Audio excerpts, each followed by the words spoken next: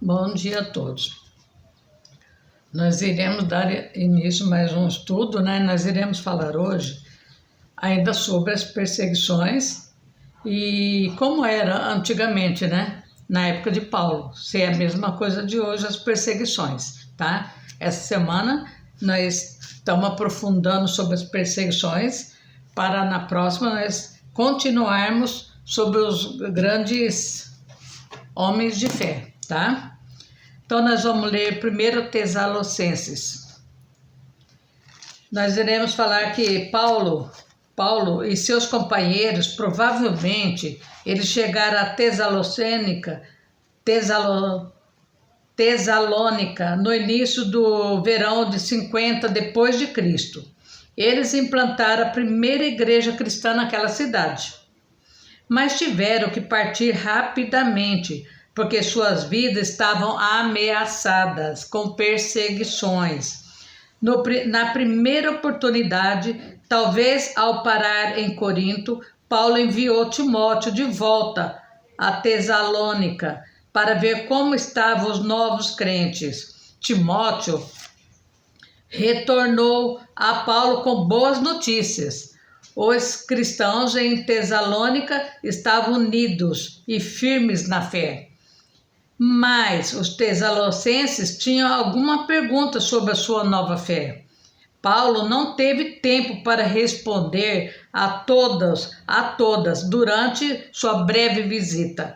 Enquanto isso, outras perguntas surgiram. Então o apóstolo escreveu esta carta para esclarecer as dúvidas dúvida deles e elogiá-lo, né, sobre a sua fidelidade a Cristo. Para mais informações sobre Paulo, né, continue, gente, estudando o livro de Atos, onde que vocês vão ver muitas coisas sobre a vida dele. Tessalônica era a capital e a maior cidade. Tinha uma população aproximadamente de 200.000 pessoas da província romana da Macedônia. A mais importante estrada romana, né? A Via Egnatia, que estendia-se de Roma até o Oriente, passava por Tessalônica. Essa estrada, como o próximo porto da cidade, fez dessa cidade um dos centros comerciais mais ricos e emergentes do Império Romano. Os tessalonicenses permaneciam firmes quando foram perseguidos, né? Paulo elogiou esses novos cristãos por seu trabalho fiel, por seus atos amorosos, por suas expectativas de volta iminente do Senhor. Essas características são as marcas dos cristãos eficazes em todas as épocas. Eles iam pregar o evangelho mesmo sabendo que poderia morrer, como no nosso tempo também, né? Está acontecendo a mesma coisa. O evangelho veio em poder e teve um efeito poderoso na vida dos tessalonicenses. Sempre que a Bíblia é ouvida, obedecida, vidas são transformadas. O cristianismo é mais do que uma coleção de fatos interessantes. É o poder de Deus para todos aqueles que nele crê. O que o poder de Deus tem feito em sua vida. Desde o momento em que você creu no Senhor pela primeira vez, você achou que teve alguma mudança? Você conseguiu mudar a vida de alguém? É bom a gente repensar, né? Você já falou de Deus para alguém também? O Espírito Santo muda as pessoas quando essas creem no Evangelho. Quando falamos aos outros a respeito de Cristo, devemos depender do Espírito Santo para abrir seus olhos e convencê-los do que precisamos da salvação. O poder de Deus não a nossa inteligência ou persuasão, ela muda as pessoas. Sem o trabalho do Espírito Santo, nossas palavras são inúteis, são vazias, são nada. São palavras jogadas ao vento. O Espírito Santo não apenas convence as pessoas do pecado, como também as assegura da verdade do Evangelho né? Para mais informações, né, gente, nós temos que ainda aprofundar lendo o Espírito Santo, que nós podemos fazer isso depois.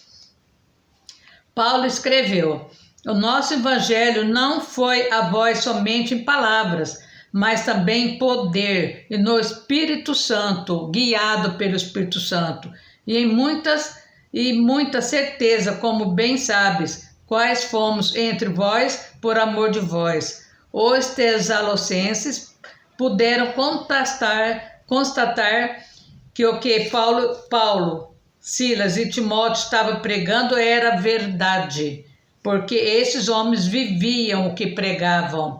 Sua vida confirma, né, aquilo que nós estamos lendo. A mensagem de salvação, embora recebida com grande alegria, trouxe aos Tessalonicenses um severo sofrimento, porque lhe sobreveio a perseguição, tanto por parte dos judeus quanto por parte dos gentios. Nós estamos vendo isso no nosso dia, estamos vendo nas escolas de samba Jesus sendo sofrendo deboche, né?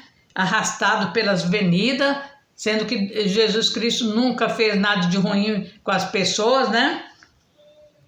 Tanto por parte dos judeus quanto por parte dos gentios, tendo criado nas boas novas e aceitado a nova vida em Cristo. Aparentemente, muitos tessalonicenses acreditaram que estariam protegidos da morte até que Cristo retornasse. Então, quando os crentes começaram a morrer de perseguição, alguns deles começaram a questionar sua fé, né? Se valia a pena você seguir uma religião onde que todo mundo era perseguido, morto, né? Muitos dos comentários de Paulo ao longo dessa carta foram dirigidos a essas pessoas, como na passagem que explicou o que ocorre quando os crentes morrem. Todos nós devemos responder ao Evangelho como fizeram os Tessalonicenses. Converter-se a Deus, passaram a servir e esperar ansiosamente pela volta do seu Filho Jesus Cristo. Devemos nos converter do pecado a Deus, porque Cristo está voltando para julgar a terra. Devemos ser fervorosos em nosso serviço, porque temos pouco tempo antes da volta de Cristo. Paulo enfatizou a segunda vinda de Cristo ao longo de toda a sua carta, pelo fato de a igreja de Tessalonicenses estar sendo perseguida.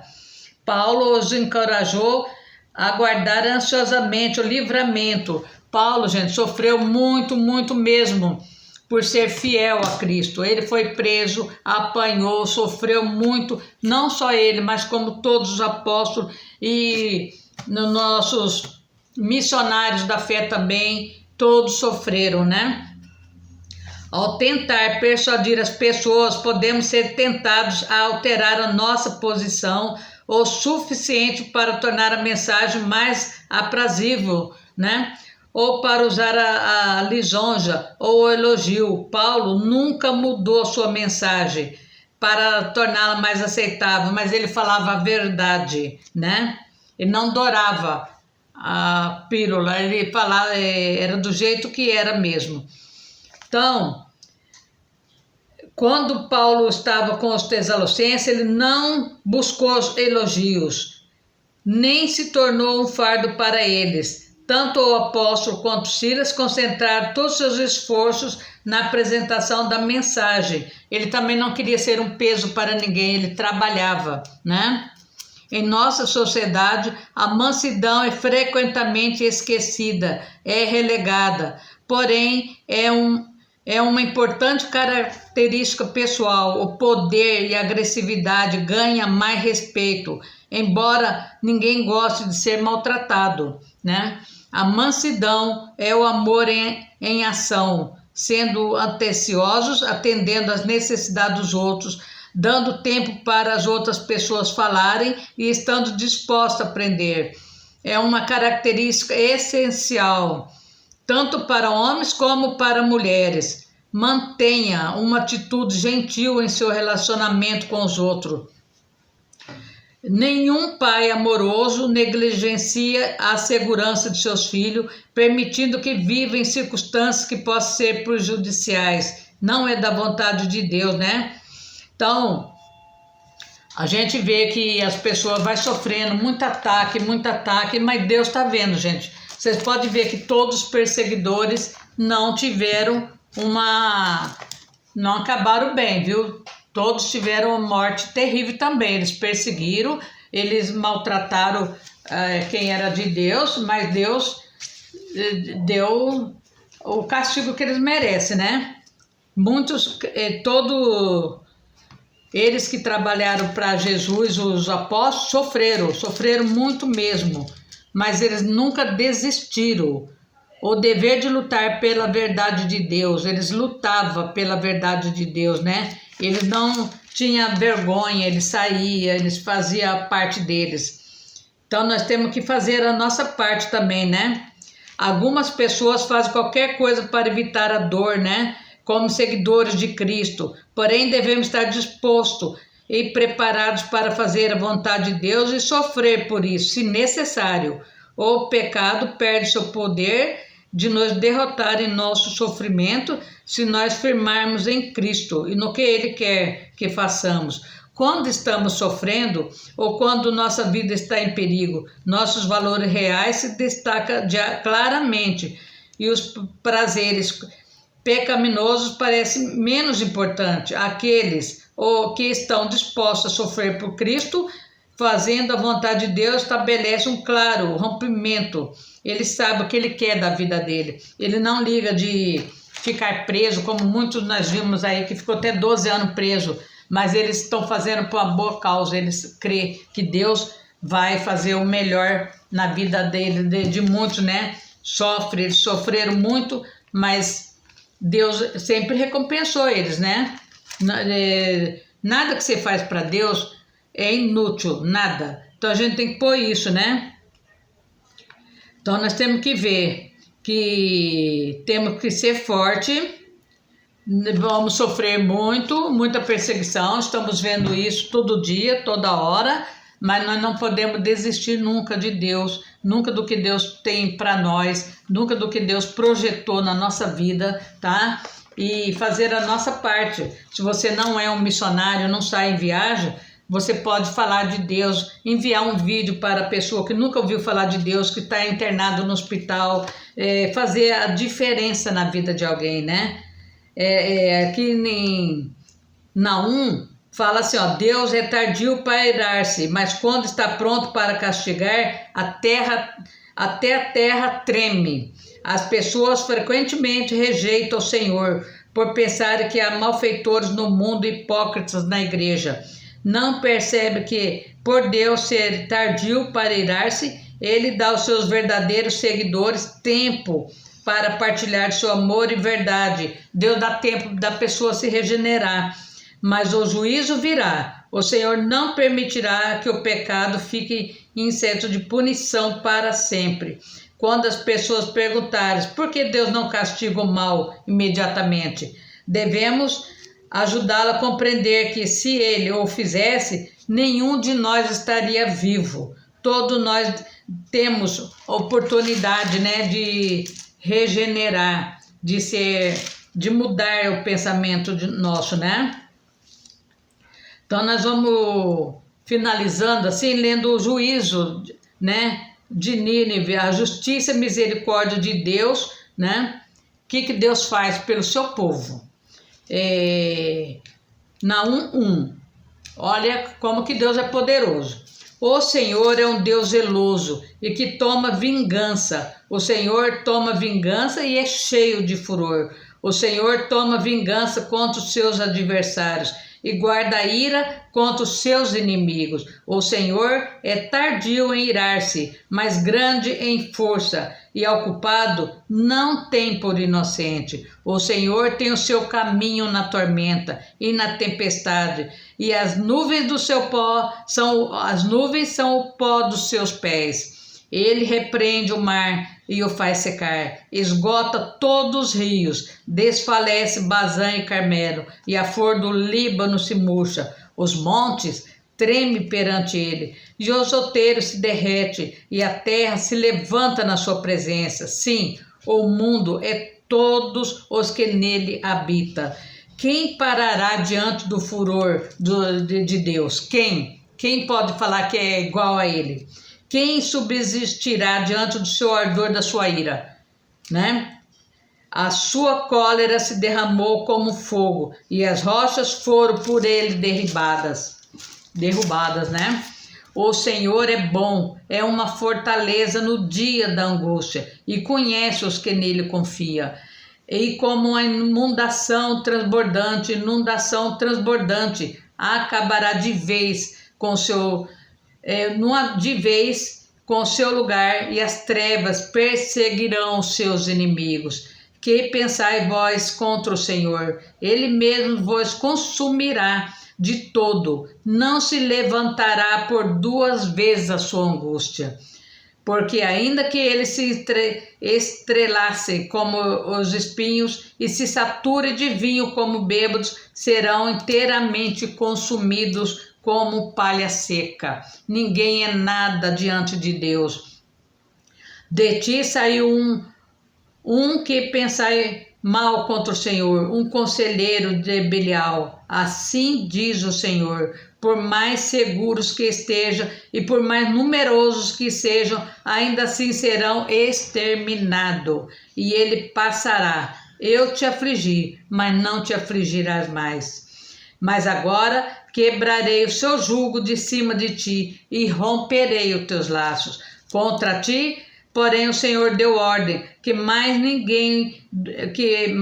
ninguém do teu nome seja semeado da casa do teu Deus. Exterminarei as imagens de escultura, os seus deuses de Baal, e farei o teu sepulcro, porque és vil.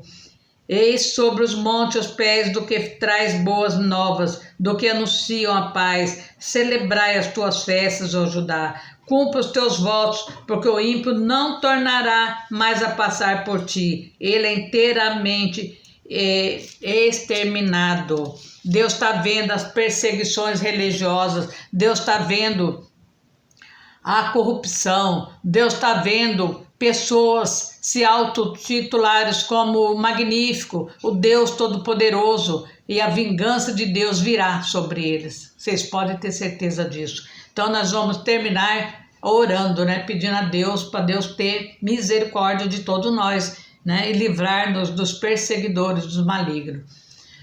Senhor Deus Todo-Poderoso, mais uma vez colocamos na brecha da intercessão, Senhor. E eu peço a Ti, Senhor, que tenha misericórdia, Senhor amado, das igrejas que estão sendo perseguidas, dos fiéis que estão sendo queimados, que estão sendo injustiçados, que o Senhor vai colocando, Senhor amado, a Tua misericórdia sobre eles, Senhor. Eu peço a Ti também, meu Pai, que coloque, meu Pai, a Tua mão poderosa sobre todos os corruptos dessa nação, Senhor, e aqueles que se acham acima de Ti nessa terra, Senhor. Que o Senhor faça um grande mover, meu Pai, um grande mover. Envia Teu exército de anjos, Senhor, para acampar nesse país, Senhor. Derruba por terra, meu Pai, toda a seta do inimigo, Senhor amado. Todo o império da mentira que se instalou nesse país, Senhor. Que toda a verdade venha à tona, Senhor. Que o Senhor entra, Senhor, nos presídios, Senhor amado,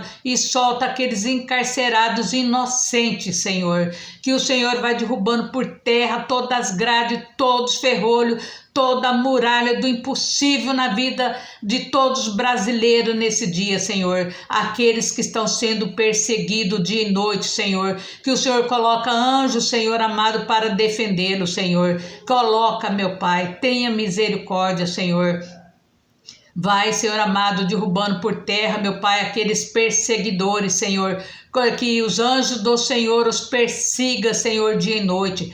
Que eles mesmo caiam na própria cova que eles abriram, Senhor, que eles possam ver que só o Senhor é Deus e ninguém mais. Vai fazendo justiça, meu Pai. Eu clamo por justiça de Deus nessa terra e agradeço por tudo em nome de Jesus e no poder de Deus. Amém. Amém. Muito obrigado.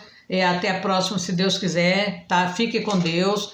Vamos fazer a nossa parte, vamos evangelizar, tá? Que Deus é maior. Não existe ninguém maior do que Deus, tá bom? E confia, tá? Hoje você pode estar chorando, mas amanhã Deus pode te alegrar, pode te dar muita alegria, tá? E nunca desista. Aquilo que você pediu, Deus já ouviu, tá bom? Obrigado.